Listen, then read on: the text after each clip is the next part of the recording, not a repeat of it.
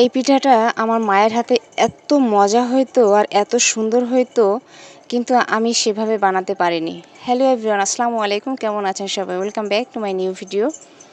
ভাবলাম মায়ের মতো একটু পিঠা বানানোর চেষ্টা করি, কিন্তু এই পিঠাটা যদি আমি আমার মতো করে বানাতে পারতাম তাহলে হয়তো বা ভালো হতো, কিন্তু আপনার ভাইয়াও এখানে একটু মাতুব্বারি করেছে, যার কারণে সুন্দর করে হয়নি। আমি বানাবো বড়া পিঠা।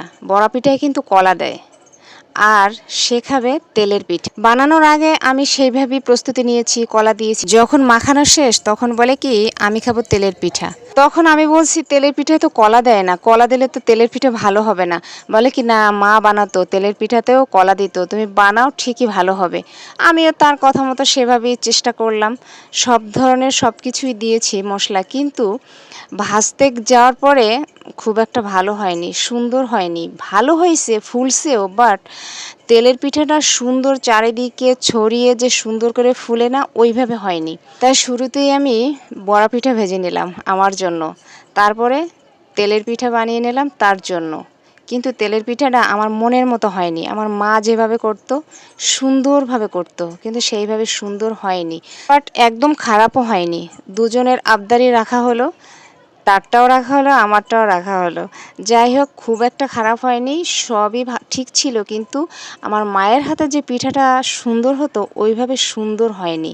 জন্যই বলে নিজের বুদ্ধিতে ফকিরও ভালো। পিঠাটা খেতে কিন্তু অনেক মজার ছিল, সব ধরনের সব কিছুই দিয়েছি, খারাপ হওয়ার তো কথাই না। কিন্তু ওই যে মায়ের মতো সুন্দর হয়নি। যে কোনো কাজ করতে গেলে যদি সুন্দর না হয় সেই কাজটা আসলে কিন্তু ভালো লাগে না, করেও মন থেকে শান্তি পাওয়া যায় না। কিন্তু তারপরেও সব কিছু মিলিয়ে করতেই হবে, বানাতেই হবে, খেতেও হবে, খারাপ হোক ভালো হোক সব মিলিয়ে আপনাদের সাথে শেয়ার করলাম।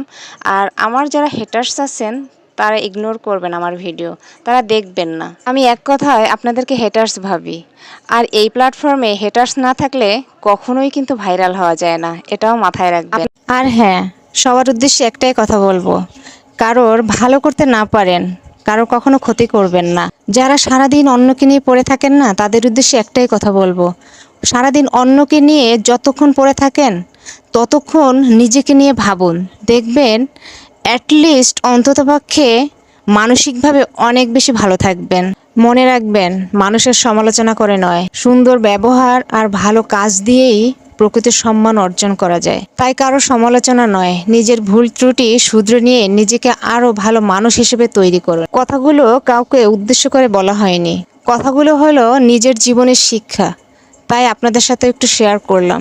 আর এই শিক্ষার মানসিকতা নিয়ে সামনে এগিয়ে যেতে চাই। সবাই ভালো থাকবেন। কেউ কি রাগ করলা?